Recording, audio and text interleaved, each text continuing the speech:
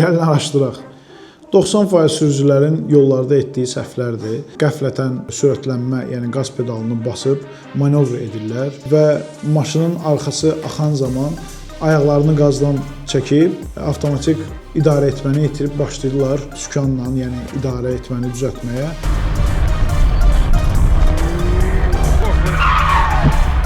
Bu təbii ki, bizim drift dərslərində mütləq ki, bunlar keçirilir. Çünki drift zamanı burada eyni bir məsələdən söhbət gedir.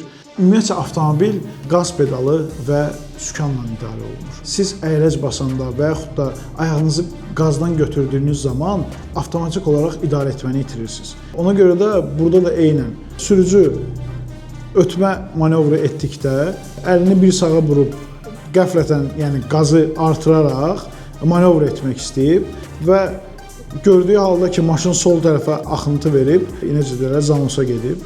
Driftə gedən zaman artıq ayağını dərhal qazdan götürüb, sükanı başlayıb geri tərəfə, əks tərəfə verməyə və əks tərəfə verdiyində də avtomatik avtomobil fırlanıb sağ tərəfə getdi çəmənliyə, necə deyərlər. Buna görə də sürücü anidən sürətlənən zaman ayağını qaz pedalından cəld şəkildə götürməməlidir. Yəni, bunu yüngül şəkildə, sadəcə sürəti yüngül azaldıb və sükanla da eynən cəld hərəkətlər etmək olmaz. Bu kimi hərəkətləri praktikadan keçirmək istəyirsinizsə, yollarda yox, xüsusi ayrılmış yerlərdə həyata keçirdə bilərsiniz ki, yollarda düşdüyünüz bu vəziyyətlərdən çıxa biləsiniz.